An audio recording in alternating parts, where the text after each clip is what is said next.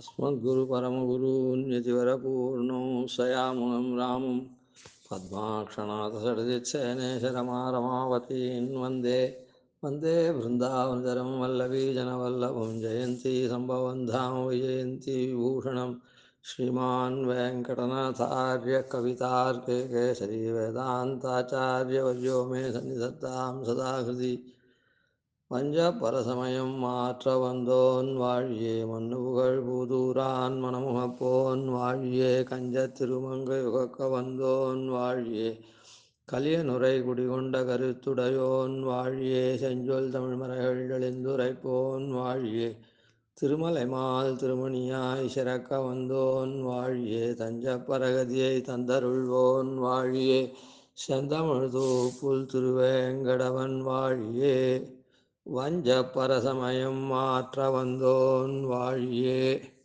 வஞ்சிக்கக்கூடிய பரசமயங்களே மாற்ற வந்தவர் சுவாமி தேசிகன் அப்படின்றதுல இப்போ எந்த மதத்தை அவர் மாற்றி அருள்றார் அப்படின்னு சொன்ன லோகாயதிக பௌத்த மதங்களை தாண்டி பிரச்சன்ன பௌத்தன்னு சொல்லக்கூடிய அத்வைதிகளுடைய மதத்தை அவளுடைய தோஷங்கள்லாம் எடுத்து சொல்லி அந்த மதத்தை யாரும் போய்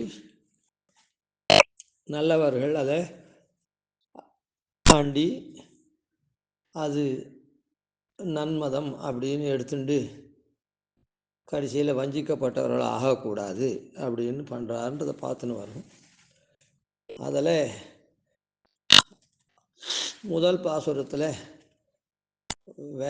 வேதங்கள் மௌழி விளங்க வியாசன் விரித்த நன்னூல் பாதங்களான 16 ஈசன் படி விகற்பம் என்னும் இல்லை ஈசன் படி மறைத்து அப்படின்ற அந்த இடத்துல வியாசர் உபனிஷத்துக்களுடைய அர்த்தங்கள் நன்னா விளங்கணும் அப்படின்றதுக்காக அவர் 16 பாதங்கள் கொண்ட 4 அத்தியாயங்கள் கொண்ட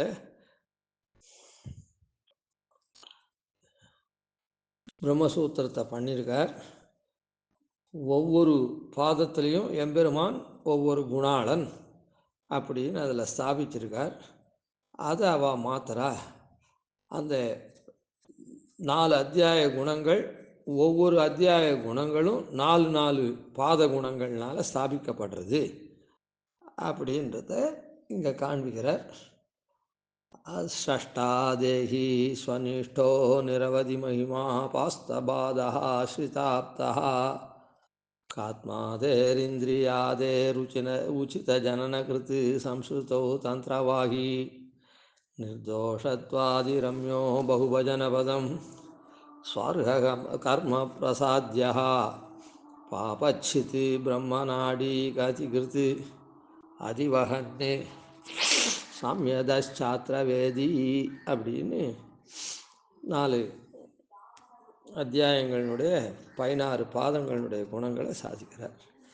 அதில் ஸ்ரஷ்டா தேஹி ஸ்வனிஷ்டா நிரவதி மகிமா, அதாவது உலகை படைக்கக்கூடியவன், உலகெல்லாம் உடலாக கொண்டவன், தனக்கு ஒரு ஆதாரம் இல்லாத அனன்யாதாரனாக நிற்கக்கூடியவன், எல்லையில்லாத மகிமுடையவன் அப்படின்ற இந்த 4 பாதங்கள் 4 குணங்கள் கொண்ட பாதங்கள் இருப்பதனாலே எம்பெருமான் காரணன் அப்படின்னு காரணத்துவ அத்தியாயம்னு சொல்கிறோமே அந்த அத்தியாயத்தின் குணங்களை ஸ்தாபித்தார். இப்போ 2வது அத்தியாயம் அவிரோத அத்தியாயம். அந்த இடத்துல என்ன இது பண்ணுறாருன்னா அபாஸ்தபாதா ஸ்ரிதாப்தா காத்மாதேஹே உச்சித ஜனனகிருத் இந்திரியாதேஹே உச்சித ஜனனகிருத் அப்படின்னு அதை 2ஆக பிரிச்சுக்கணும். ஆனால் 4 பாதங்கள். முதல் 2வது அத்தியாயம் விரோதம் சொல்கிறாளே, பிரம்மன் ஜகத்துக்கு காரணம் அன்று அப்படின்னு மற்றவர்கள் சொல்லக்கூடிய விரோதத்தெல்லாம் போக்கடிக்க குணாளனாக இருந்து எம்பெருமான் என்ன பண்ணுறா, அந்த தனக்கு தான் ஜெகத்காரணம் அப்படின்றத காண்பிக்கிறான்னு சொல்கிறது. முதல் பாதம் ரெண்டாவது அத்தியாயத்தில் முதல் பாதம் என்ன அவிரோத அத்தியாயத்தில் அப்படின்னா ஸ்மிருதி பாதம்னு பேர். அதுக்கு ஸ்மிருதிகள்லாம் சில ஸ்மிருதிகள்லாம் கபிலர் வேதமே கபிலர் ஒரு பெரிய மகான்னு சொல்கிறது. அப்படி போற்றக்கூடிய கபிலர் இந்த பிரம்மன் ஜெகத்காரணம் அன்று அப்படின்னு சொல்கிறார். அதெல்லாம் ரொம்ப உள்ளே போக வேண்டாம். அல்ல அதை பெருமாள் இப்படி மன்வாதி ஸ்மிருதிகள்லாம் இருக்குதே. கபிலர் விரோதார்த்தத்தை சொல்லக்கூடிய ஸ்மிருதி, கபில ஸ்மிருதியெல்லாம் விரோதார்த்த பிரதிபாதனம் பண்ணக்கூடிய ஸ்மிருதி. மன்வாதி ஸ்மிருதிகள் மனுஸ்மிருதிகள்லாம் யதாவஸ்திதமான அர்த்தத்தை சொல்லக்கூடியவா அப்படின்லாம் சொல்லி அந்த ஸ்மிருதி பாதத்தில் எம்பெருமான் தான், எம்பெருமானுக்கு ஜெகத்காரணத்துவம் கிடையாதுன்னு சொல்கிற கபில ஸ்மிருதி, விரோதார்த்த பிரதிபாதனம் பண்ணுற கபில ஸ்மிருதியெல்லாம் நிரசனம் பண்ணுறது. எப்படி எம்பெருமானுக்கு உண்டான குணங்கள்லாம் காண்பிச்சு மன்வாதி ஸ்மிருதிகள்லாம் அதை எம்பெருமானுக்கு ஜெகத்காரணத்துவம் உண்டுன்னு ஸ்தாபிக்கிறது. அந்த விஷயம் அங்கே சொல்லப்படுறது ரெண்டாவது அத்தியாயத்தில். அதுதான், அதாவது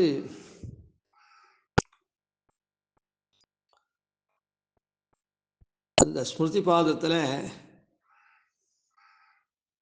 கபிலர் முதலிய ஸ்ருதிகள்லாம் இருக்குதே, அதெல்லாம் விருத்தார்த்தமான ஸ்மிருதிகள்.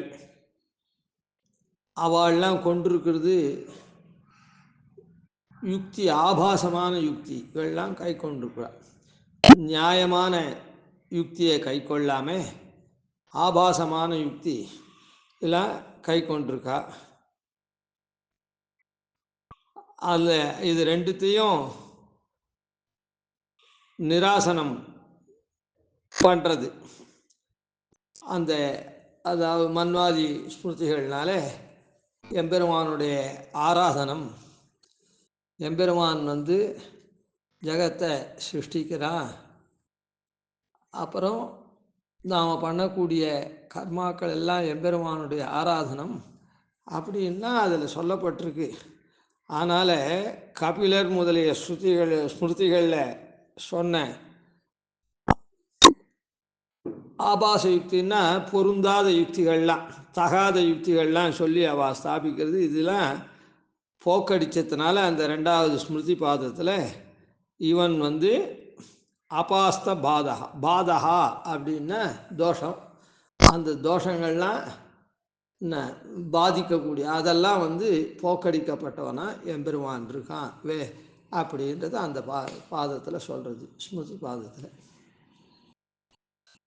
அதாவது ஆபாசமான யுக்திகளை கொண்டு அதோடு கூட சில பேர்லாம் ஸ்மிருதிகளை தப்பாக பண்ணியிருக்காளே, அந்த விருத்தார்த்தமாக பண்ணியிருக்க ஸ்மிருதிகள்னால சொல்லப்பட்ட பாதகங்கள்லாம் போக்கடிக்கப்பட்டவனா எம்பெருமான் விளங்குறான். அதனால் அபாஸ்த பாதகா அப்படின்னு எம்பெருமானை அங்கே காண்பிக்கிறது. அதனால் எம்பெருமான் ஒரு விதமான பாதகமும் இல்லாதவன் அப்படின்னு சொல்கிறதுனால அந்த காரணத்துவம் ஸ்திரீகரணம் பண்ணப்படுறது, திருடீகரணம் பண்ணப்படுறது. சரி, அதுக்கப்புறம் அபாஸ்த பாதகா ஸ்ரிதாப்தா. ஸ்ரிதாப்தா அதாவது ரெண்டாவது பாதம் என்ன, ரெண்டாவது அத்தியாயத்தில் என்ன, தர்க்க பாதம் அப்படின்னு பேர்.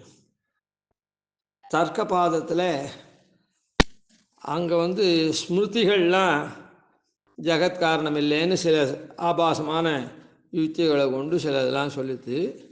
இந்த தர்க்க பாதத்தில் பௌத்தாதி மதங்கள்லாம் இருக்குதே, அவள்லாம் தாமச குணம் அவள்லாம் கொண்டிருக்குவா. அந்த பௌத்தாதி புத்தர் முதலான தாமச குணங்கள்லாம் கொண்டு இருந்தாலே அவள்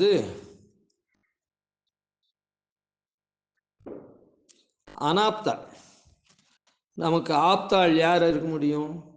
நல்ல குணம் உடையவாள் தான் நமக்கு ஆப்தாளாக இருக்க முடியும். ரொம்ப வேண்டியவாளாக ஹிதத்தை சொல்கிறவாளாக இருக்கும். தாமச குணங்கள்லாம் கொண்டிருந்தாள்னா அவள்லாம் நமக்கு சொல்கிறது ஆப்தாளாக இருக்க முடியாது, நமக்கு ரொம்ப ஹிதத்தை சொல்கிறவாளாக இருக்க முடியாது. அப்படி புத்தர் முதலிய ரூபத்தினால் இருக்கக்கூடிய தாமசாங்க இருக்காளே அவள்லாம் அனாப்தாள் நமக்கு. அதனால் அவளெல்லாம் அந்த அனாப்தாளாக இருக்கக்கூடிய புத்தாதி மதங்கள்லாம் இருக்குதே, அவள் சொல்கிறதெல்லாம் இல்லை. அவள் லோகத்தில் என்ன சொல்கிறாளோ க்ஷணிகம் அது இதுன்னெலாம் சொல்கிறாளோ அதெல்லாம் இல்லை அப்படின்னு சொல்லிட்டு பாஞ்சராத்திர அதிகரணம்னு ஒரு அதிகரணம் இருக்குது கடைசியில். அந்த பாஞ்சராத்திர அதிகரணத்தில் என்ன பண்ணுறா அப்படின்னு சொன்னால், பாஞ்சராத்திர அதிகரணத்தில் பஞ்சகால பிரக்கிரியெல்லாம் சொல்லி எம்பெருமானுடைய ஆராதனத்தை சொல்லப்படுறது. அதில் அப்படி சொல்கிறதுனால எம்பெருமான ஆசிரியிக்க அதான் அந்த எம்பெருமான பஞ்சகால பிரக்கிரியில் ஆராதனம் பண்ணி ஆசிரியிக்கக்கூடிய வழியை சொல்கிறதுனால ஸ்ரிதாப்தா எம்பெருமான் எப்படி இருக்கான், ஆசிரித்தாளுக்கு என்ன ஆப்தனாக இருக்கான் அப்படின்றத அந்த பாதம் காண்பிக்கிறது. மற்றவாள்லாம் ஆப்தத்துவமாக இல்லை, ஆப்தாளாக இல்லை நமக்கு. ஆனால் பாஞ்சராத்திர ஆகமும் அவள்லாம் அனாப்தாளாக இருக்கா அப்படின்றத ரெண்டாம் பாதம் காண்பிச்சு தர்க்கத்தினால பாஞ்சராத்திர ஆகமம் பஞ்சகால பிரக்கிரியை சொல்லி ஆசிரித்தாளுக்கு எம்பெருமான் ஆப்தனாக இருக்கான் அப்படின்றத காண்பிக்கிறது. அதனால் ஸ்ரிதாப்தா அப்படின்னு எம்பெருமான் விளங்கி தான் விரோதமற்றவன் ஜெகத்காரணன் எம்பெருமான் தான் அப்படின்னு ஸ்தாபிக்கக்கூடிய குணத்தை கொண்டிருக்கான்னு அர்த்தம். அதுக்கப்புறம் காத்மாதேரிந்திரியாதே உச்சித ஜனன கிருத்து, காத்மாதேகே இந்திரியாதேகே உச்சித ஜனன கிருத்து அப்படின்னு இருக்கு. அதான் காத்மாதேகே உச்சித ஜனன கிருத்து இந்திரியாதேகே உச்சித ஜனன கிருத்து அப்படின்னு ரெண்டா இது பண்ணணும். ரெண்டாவது அத்தியாயத்தில் 3ஆம் பாதம் வியத் பாதம் அப்படின்னு பேர், 4ஆம் பாதம் பிராணபாதம்னு பேர் இருக்கட்டும். வியத் பாதம் ஆகாசம், அதாவது ஆகாசங்கள்லாம் எப்படி அப்படின்னு சொன்னால் அது அகங்காரத்துலேருந்து உண்டாருது, அப்புறம் ஆகாசத்துலேருந்து வாயு உண்டாருது அப்படின்னு அதெல்லாம் விகாரமாகக்கூடியது. ஸ்வரூபமே மாறும். அதாவது அது அகங்காரத்துலேருந்து ஆகாசம் உண்டாச்சு, ஆகாசத்துலேருந்து வாயு உண்டாருது அப்படின்லாம் சொல்கிறதுன்னா, ஒரு பொருள் இன்னொரு பொருளை உண்டாகச்சே தன்னுடைய தன்மையை இழந்து இன்னொரு பொருள் உண்டாகுது. தன்னுடைய தன்மையை இழந்து, இப்போது சொல்கிறோம், ஒரு மனுஷன் இருக்கான் அப்படின்னு சொன்னால் அவன் கொஞ்ச நாள் நல்லவனாக இருக்கான், இன்னும் கொஞ்ச நாள் கழித்து இப்படி நல்லவனாக இருந்த பையன் இப்படி கட்டுட்டானே அப்படின்னு சொல்கிறான். இன்னொரு விஷயத்தில் இவ்வளோ கெட்டவனாக இருந்தால் இவ்வளோ நல்லவனாயிட்டானே அப்படின்னு சொல்கிறான். இப்போது அந்த பையன் மாறலை, அந்த பையன்றவன் மாறலை, அந்த பையனுடைய ஸ்வபாவம் தான் மாறிது. அந்த பையனுடைய ஸ்வபாவம் தான் மாறித்தே தவிர இது. ஆனால் இந்த இடத்துல அப்படி இல்லை. ஆகாசம்ன்றது வாயுவாக மாறிச்சே அந்த ஆகாசம்ன்ற தன்மையை இழந்துடுறது. அதுக்கு தான் ஸ்வரூப விகாரம்னு பேர், ஸ்வரூபம் மாறுதலாகுதுன்னு பேர். அதே ஜீவன் இப்போ மனுஷனாக பிறந்திருக்கான், இன்னொரு ஜென்மத்தில் மாடாக பிறக்கிறான், போன ஜென்மத்தில் ஏதோ இருந்தான், சொர்க்கத்தில் இருந்தான், இப்போ மனுஷனாக பிறந்திருக்கான். அந்த மாதிரி ஏதாவது இருந்ததுன்னா அதெல்லாம் ஸ்வபாவ விகாரம்தான், அதே ஜீவன்தான். அதாவது இப்போ மாட்டுத்தன்மையை கொண்டு மாடாக பிறந்திருக்கான், இன்னொரு அதுக்கு ஒரு பிறவியில மனுஷத்தன்மையை கொண்டு இப்போ மனுஷனா பிறந்திருக்கான் அப்படின்றது. அதனால சுபாவ விகாரம் தான் ஜீவனுக்கு. ஆனால் ஆகாசாதிகளுக்கெல்லாம் ஸ்வரூப விகாரமே உண்டு, ஸ்வரூபம் மாறுதல். இதுவரையில் அப்படியே தெரிஞ்சுப்போம், இதுக்கு மேலே உள் புகுந்து போக வேண்டாம். அந்த வியத்பாதத்தில் ஸ்வரூப விகார ரூபமாக இருக்கக்கூடிய அந்த வஸ்துக்கள்லாம் எம்பெருமான் உண்டு பண்ணுறான் அப்படின்னு சொல்லியிருக்கிறதுனால ஜீவாத்மா இருக்குதே, ஸ்வபாவ விகாரமாக இருக்கக்கூடிய ஜீவாத்மா, அதாவது இந்த ஜென்மத்தில் மனுஷனாக இருக்கான், இதெல்லாம் ஹோமாதிகள்லாம் யாக யஜ்யங்கள்லாம் பண்ணால் தேவனா போகிறான் அப்படின்லாம் இருக்குது. அந்த மாதிரி ஸ்வபாவம் மாறக்கூடிய ஜீவன் இருக்கானே, அந்த ஸ்வபாவ விகாரமாக இருக்கக்கூடிய ஜீவனையும் அவன் இந்த மாதிரி பண்ணுறான். ஏன் ஸ்வபாவ விகாரமாக இருக்கு? இந்த ஆகாசம் ஸ்வரூபம், அந்த ஆகாசம்தான் என்ன ஆகுது, அப்படி கொஞ்சம் கொஞ்சமாக மாறின்னு ஆகாசம் பஞ்சபூதங்களாக மாறுறது. இந்த பஞ்சபூதங்களை கொண்டு தான் இவனுக்கு சரீரம் மாறுது. இந்த ஜீவனுக்கு தேவலோகத்தில் இருக்கே தேவ சரீரம், மனுஷ லோகத்தில் இருக்கே மனுஷ சரீரம், அப்படிலாம். அதனால் ஸ்வரூப விகார ரூப இந்த ஸ்வரூப விகாரத்தை கொண்டிருக்கிற அந்த ஆகாசாதிகள்லாம் உற்பத்தி பண்ணுறான் அப்படின்னு சொல்கிறதுனால எம்பெருமான், அதனால் ஜீவாத்மாவுக்கும் ஸ்வபாவ விகார ரூபமான ஜனனத்தை அதான் அந்த மாதிரி ஸ்வபாவ விகாரமான சரீராதிகள்லாம் உண்டு பண்ணுறான்றத அது சொல்கிறதுனால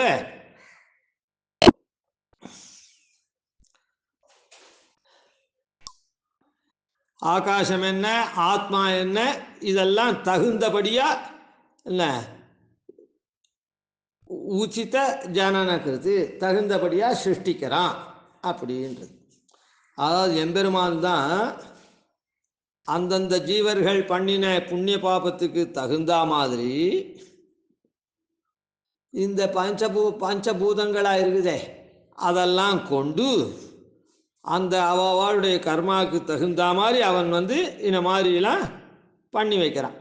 என்னது, தேவ சரீரமாகவும் மனுஷ சரீரமாகவும் மாட்டு சரீரமாகவும் அப்படிலாம் சேர்த்து பண்ணி வைக்கிறான். அதாவது பஞ்சபூதங்களோட கூட அந்த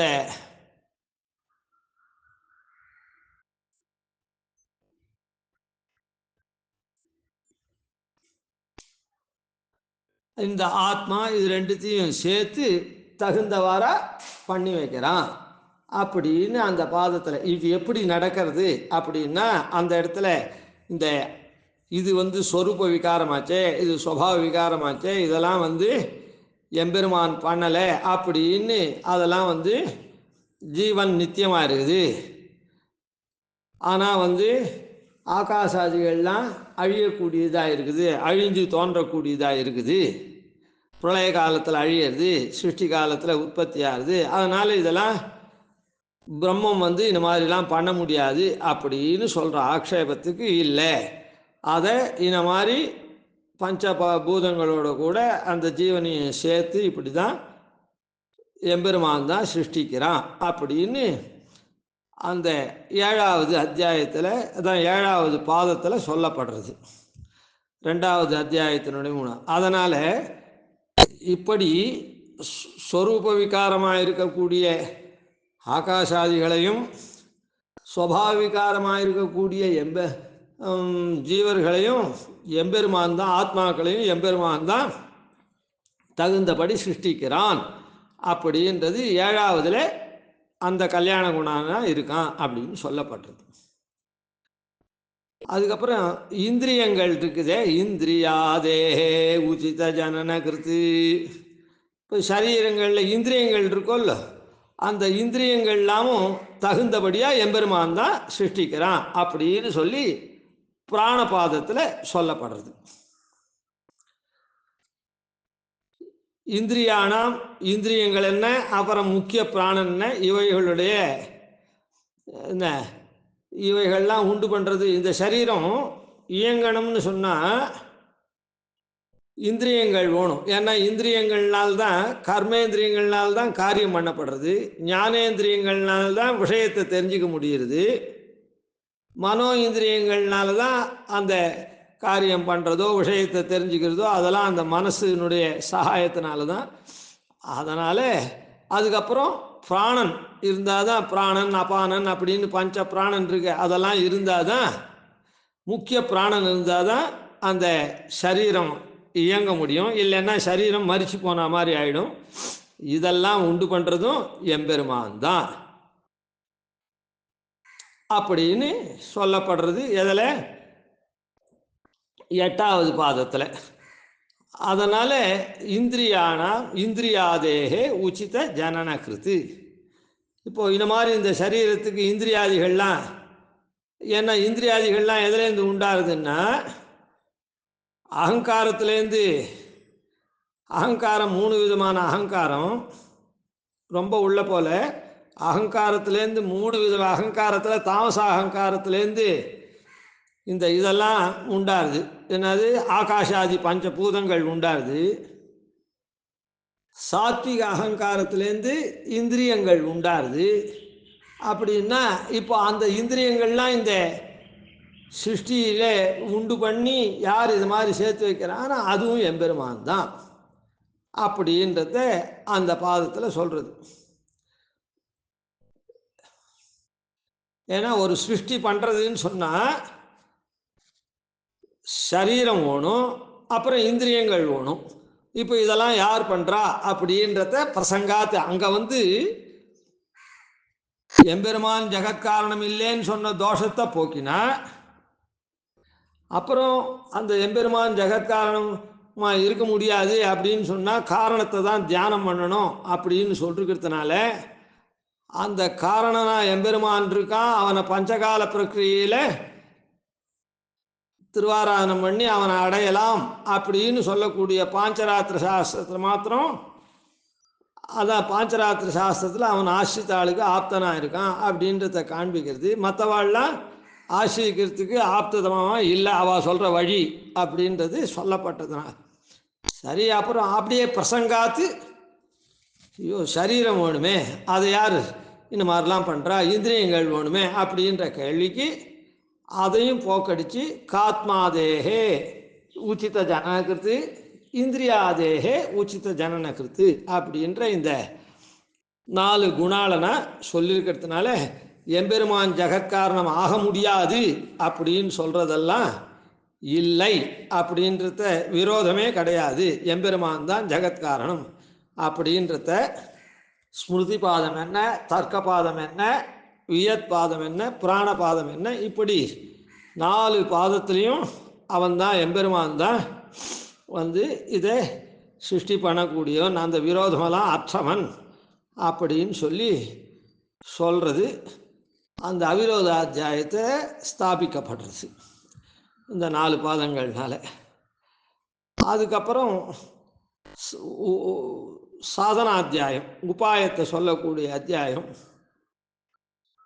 அந்த உபாயத்தை சொல்லச்சே அதில் சம்ஸ்ரிதோ தந்திரவாகி நிர்தோஷத்வாதிரம்யா பகுபஜன பதம் ஸ்வார்ஹ கர்ம பிரசாத்யா அப்படின்னு 4 அந்த 4 குணாளனா எம்பெருமான் இருந்து அந்த அத்தியாயத்தில் என்ன அப்படின்னா அந்த 4 பாதம் என்ன சொல்கிறது அப்படின்னு சொன்னால் வைராக்கிய பாதம். அதாவது உபாயத்தை அனுஷ்டிக்கணும் அப்படின்னு சொன்னால் நாமெல்லாம் பொதுவாக என்னென்னா சின்னதாக சொல்லிடுறோம், நாளைக்கு விவரமாக சொல்லலாம். நாம் இந்த சம்சாரத்திலேருந்து விடுபடணும் அப்படின்னு சொன்னால் நமக்கு வைராக்கியம் வேணும். ஏன்னா இந்த லோகத்து பலனையே அனுபவிச்சுட்டே ஆசைப்பட்டு அனுபவிச்சுட்டே இருந்தோம்னா எப்படி இதிலேருந்து விடுபட முடியும்? அதனால் இதில் வைராக்கியம், இதிலேருந்து நாம் ஆசை கொள்ளாது இருக்கணும். அப்படி ஆசை கொள்ளாது இருக்கணும்னு நாம் சொன்னோம்னா ஒரு வஸ்துவையில் ஆசையை விடணும்னு சொன்னால் அதுக்கு பதிலாக இன்னொரு பெரிய வஸ்து இடத்துல ஆசை வந்தால் தானே இந்த வஸ்துவை விட முடியும். அதனால் இப்போ இந்த லோகத்தில் இருக்கிற பதார்த்தங்கள் இடத்துல இருக்கக்கூடிய வைராக்கியத்தை உண்டு பண்ணக்கூடிய குணாளனா எம்பெருமான் இருக்கான். இப்போது ஒரு பொருள் ஒரு கடையில் வாங்குகிறோம், இந்த கடையில் இந்த பொருள் பிரயோஜனம் இல்லை, இன்னொரு கடையில் தான் அப்படின்னு சொல்கிறோம். இல்லை ஒரு பொருளை இத்தனை நாளாக நாம் உபயோகப்படுத்தணும், ஐயோ இது உடம்புக்கு கெடுதியாம், இதுதான் உடம்புக்கு நல்லதுன்னு வேறு ஒரு பொருளை வாங்குகிறோன்னா இந்த பொருளில் நமக்கு முதல்ல ஒரு வைராக்கியம் வேணும், இதிலேருந்து நாம் விடுபடணும், இதில் வச்சிருக்க ஆசையை. அப்போ அதை ஆசையை விடுபடணும்னா அப்போ என்ன பண்ணணும்? வேறு ஒரு பொருளில் பற்று, உயர்ந்த பொருளில் பற்று வந்தால் தானே, ஆசை வந்தால் தான் இந்த தாழ்ந்த பொருளில் ஆசையை விட முடியும். அதனால் இந்த தாழ்ந்த பொருளில் ஆசையை விடும்படி பண்ணக்கூடிய குணாளனா எம்பெருமான் இருக்கான் அப்படின்னு வைராக்கிய பாதத்தில் சொல்கிறது. அப்படி அவன் அந்த மாதிரி இருந்தான்னா அவனுடைய குணம் எப்படி அப்படின்னு சொன்னால் அவன் உபயலிங்கமாக இருக்கான். அதாவது தோஷ குணங்களுக்கு எதிர்த்தட்டானவன், கல்யாண குணங்களுக்கு இருப்பிடம் அப்படின்னு அவன் அப்படி உபயலிங்கம். அதாவது இப்படியே தான் அவன் இருக்கான், தோஷ குணங்களுக்கு எதிர்த்தட்டாவன். அவனுக்கு அடையாளம் என்ன? நீ எந்த பொருள் மேலே நீ ஆசை வச்சு இந்த சாம்சாரிகமான இந்த பொருளை வெறுக்கிற அப்படின்னு சொன்னால் அவன் உபயலிங்கனாக இருக்கான் அப்படின்னு சொல்லப்படுறது. அதுக்கப்புறம் அவனை அடையிறதுக்கு பலவிதமான வழிகள் இருக்குது இல்லை, அது எந்த வழியில் போனாலும் அவனை, அதில் சொல்லப்பட்ட வழிகளில் எந்த வழியில் போனாலும் அவனை அடைய முடியும், அப்படிப்பட்ட குணாளனாக இருக்கான் அப்படின்றது சொல்கிறது. அங்கபாதம்.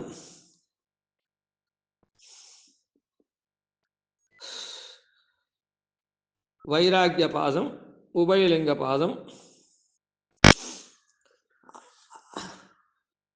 அப்புறம் குணோபசம்ஹார பாதம். அங்கபாதம் இல்லை, குணோபசம்ஹார பாதம்.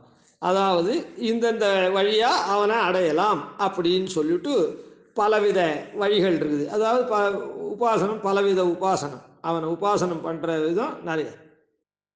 அதுக்கப்புறம் அங்கபாதம், அங்கங்கள். அதுக்கு என்ன அப்படின்னா அவாவாளுடைய கர்மானுஷ்டானங்கள் இருக்குது, அவாவா வந்த வழியில் பண்ணக்கூடிய கர்மானுஷ்டானம் இருக்கு, அதெல்லாம் அங்கம் அப்படின்னு சொல்கிறதுனால அந்தந்த கர்மாவனால என்ன சுருக்கமாக சொல்கிறேன், ஆண் பண்ணக்கூடிய கர்மாவனால அதுவே அதுக்கு அவன் அனுகிரகம் பண்ணுறான் ஆணாக இருக்கவனுக்கு. பெண் பண்ணக்கூடிய கர்மாவனால பெண்ணுக்கு அனுகிரகம் பண்ணுறவனாக இருக்கும். அவாவாளுடைய கர்மாக்களுக்கு அனுகிரகம் பண்ணக்கூடியவனாக விளங்குறான் எம்பெருமான். எல்லாரும் ஒரே மாதிரி தான் பண்ணணும்னு இல்லை, அவரவர்களுடைய தர்மங்கள் என்ன உண்டோ அந்த தர்மங்களை அனுஷ்டித்தாலே அவன் அனுகிரகம் பண்ணுறவனாக இருக்கான் அப்படின்னு 4 விதமான குணங்களை சொல்லி அவன் உபாயமாக இருக்கான், சாதனமாக இருக்கான் அப்படின்றத சொல்கிறது. அது நாளைக்கு அனுபவிப்போம். கவிதார்க்கே சிம்ஹாய கல்யாண குணசாலினே ஸ்ரீமதே வெங்கடேஷாய வேதாந்த உரவே நமஹாதிவன்ஷடோபாதி நிதிவர்யான் பஜேனிஷம் ஸ்ரீரங்கபூருஷரஜித்யதீசானபதாஸ்ரீம் ஸ்ரீவத்சவம்சலகம் வந்தே ஸ்ரீகிருஷ்ணதேசிகம்.